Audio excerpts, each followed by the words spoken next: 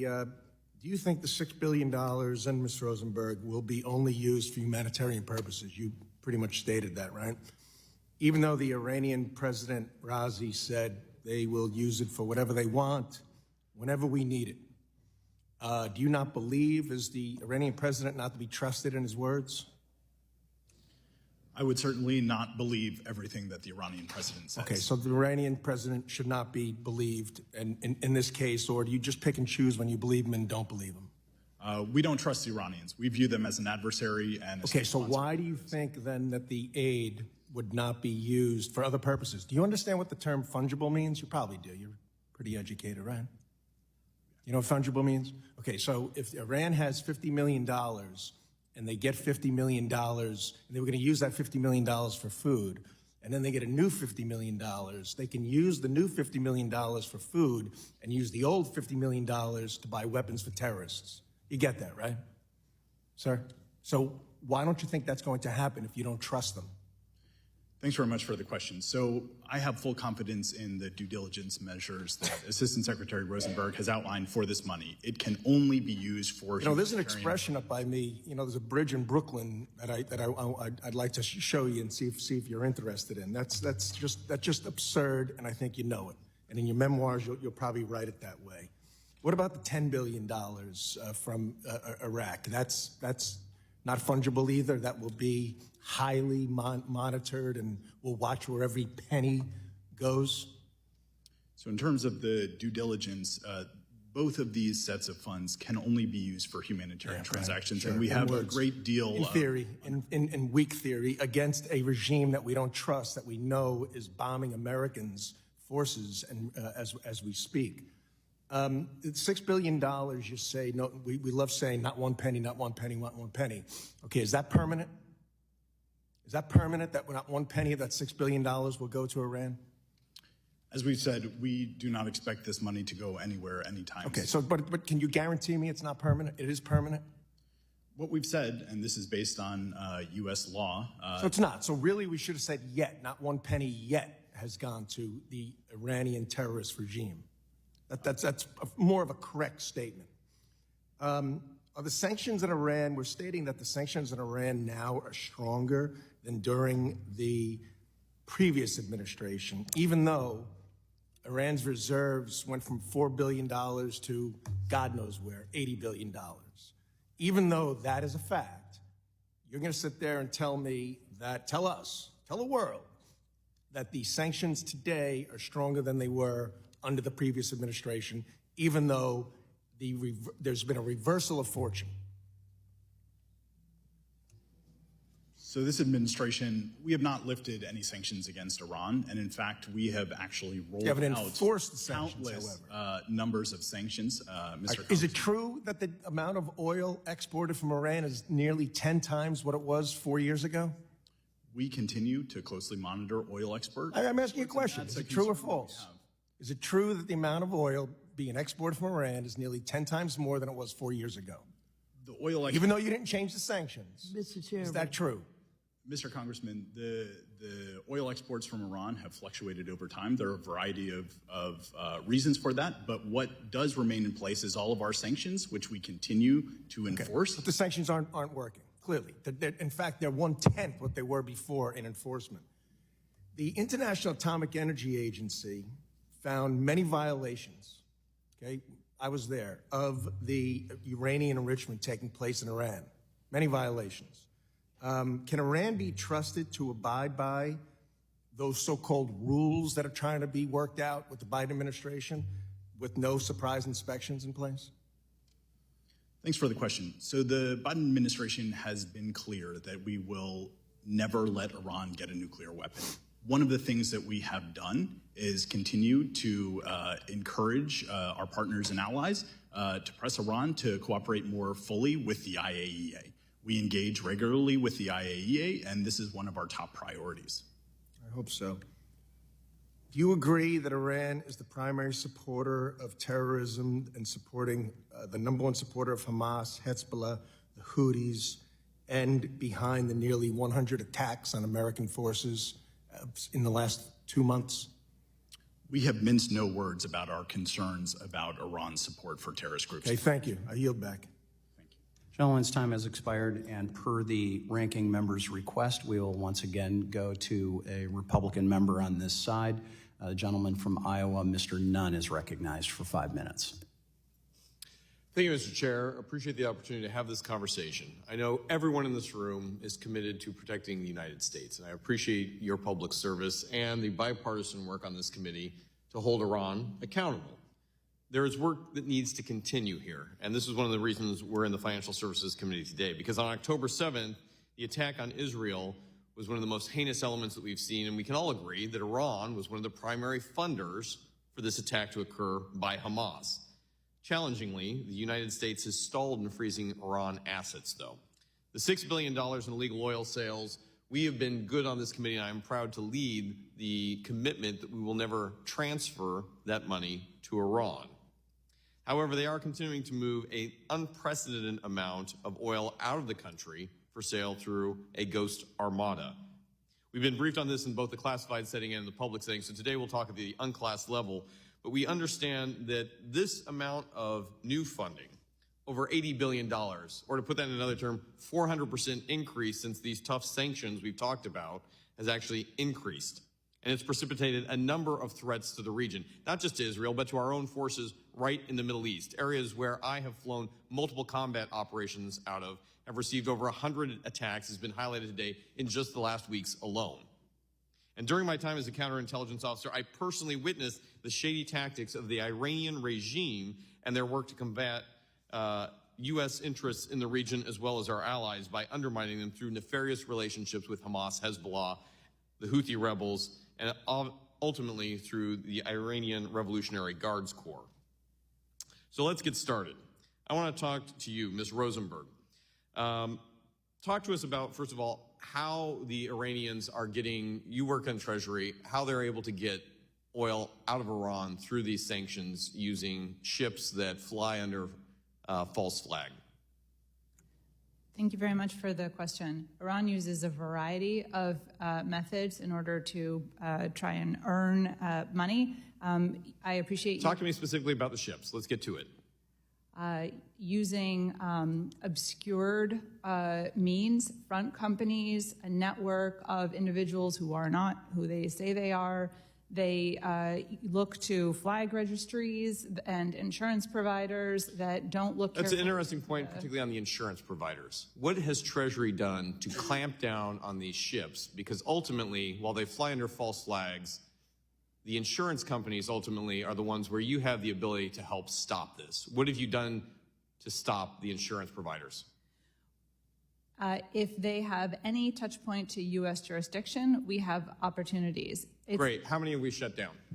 The issue that you're getting at here is that Iran looks to fly-by-night providers that would seriously concern all of us in terms of their ability to pay out if there's a spill or any security situation. I would agree. Yes. So have we identified any of the insurance providers and taken action? Iran uses its own insurance provision here, which is 40% of the fleet, as we understand through the United Against Iran Nuclear, says that there's a U.S. company, the American Steamship Company, that's providing it. What action have we taken against the American Steamship Company right here on U.S. soil?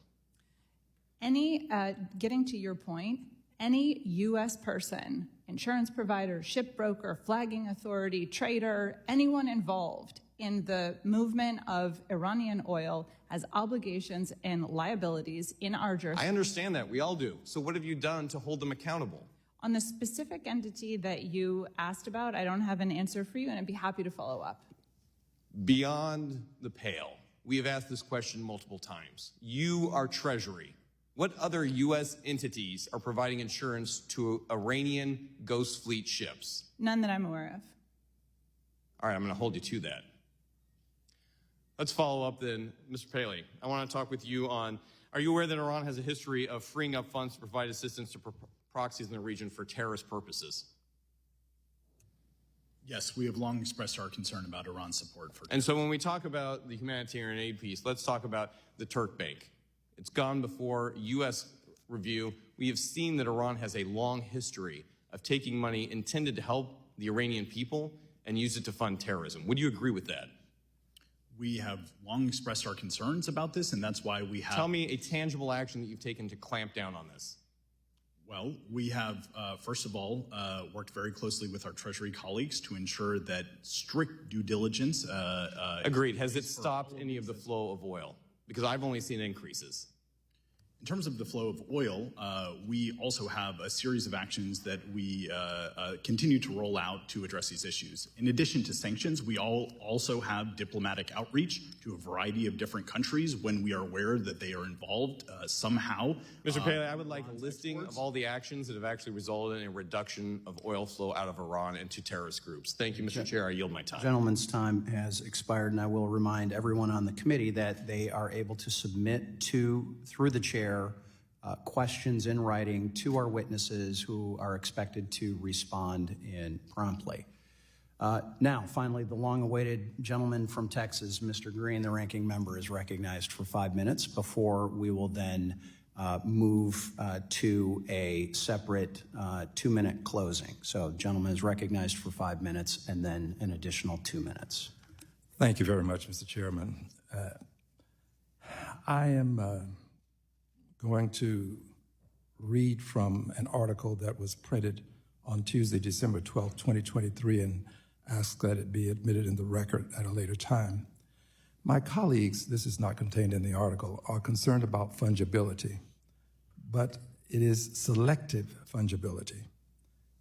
Not a lot of concern about what happened with money and cash in a previous administration. The article is styled, Qatar sent millions to Gaza for years with Israel's backing. Here's what we know about the controversial deal. I shall not read it in its entirety. I'll read excerpts. When did the Qatar payments start? In 2018, Qatar began making monthly payments to Gaza Strip. Some 15 million were sent to Gaza in cash-filled suitcases. There was some talk earlier about cash and how it is fungible. Well, the money was supposed to go into Gaza to help with payments to people who were working to help the persons who live in Gaza. But cash is supposed to be fungible. 15 million sent in cash-filled suitcases, delivered by the Qataris through Israeli territory after months of negotiation. And then it goes on to read, Israel approved the deal in a security cabinet meeting in August 2018 when Netanyahu was serving his previous tenure as prime minister. The U.S., that would be under the Trump administration I'm adding, was aware of the Qatari payments to Hamas.